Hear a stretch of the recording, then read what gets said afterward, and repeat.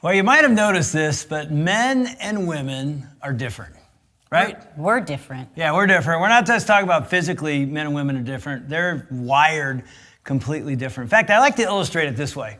You know, if you take Barbie and Ken doll, and you look at how little boys and little girls play with these things, you know, it's interesting. I don't know a lot about Ken and Barbie, but I do know this. Have you ever noticed Barbie owns everything? She's got the house, the car, the pool. She owns everything. Ken's a freeloader. He owns nothing. Anyway, so think about this. If you would give these little dolls to a couple little girls, what would they do? Oh, I mean, it's obvious. They would talk to each other like, oh, I like your little bathing suit. I mean, it'd be like this. You have, Barbie over here going, oh, I like your swimming suit that I bought for you. I own that thing. I like your hair. That's a nice cut. I like what you're doing. So, I mean, they would communicate the entire time. Talk, right?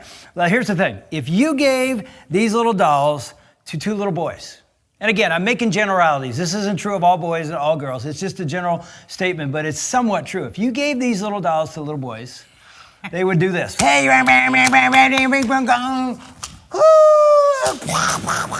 mean, that's probably what they would do. Why? Because boys and girls, men and women are different. Ours actually had little guys and they put firecrackers on them and exploded them. But yeah, Into they can the be pond. so different. And so here's the amazing thing. So you bring that differences into marriage. And again, we're not saying all men are this way and all women are that way, but we are different and we're completely wired differently.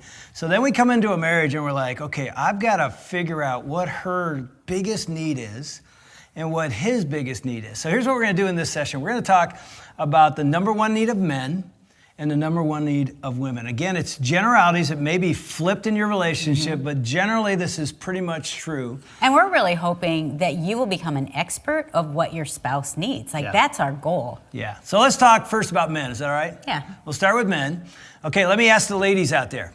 Yell out right now. What is the number one need of your man? Or generally, what's the number one need of men?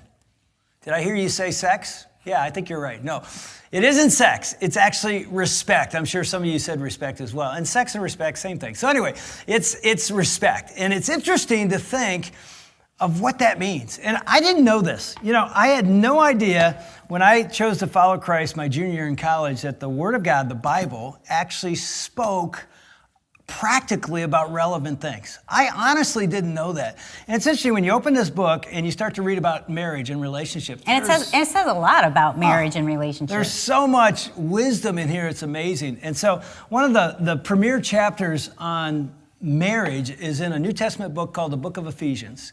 And you go toward the end of that book, and the Apostle Paul, who wrote that letter to a church in a city called Ephesus, that's why it's called Ephesians, he just starts outlining some principles for marriage. And it's really interesting. At the end of that section, let me read it to you in Ephesians 5, he says this. He says, however, each one of you also must love his wife. He's talking to husbands here.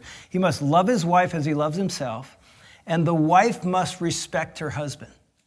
It's interesting that he says to men, love your wife. We're going to talk about that in a second. But he says to women, not love your husbands, respect your husband. You know what he's getting at? And I believe the Bible is inspired by God. God specifically inspired these words. He's getting at the number one need, women, of your man, of your sons, of your dad, but of especially your boss, of your husband is respect.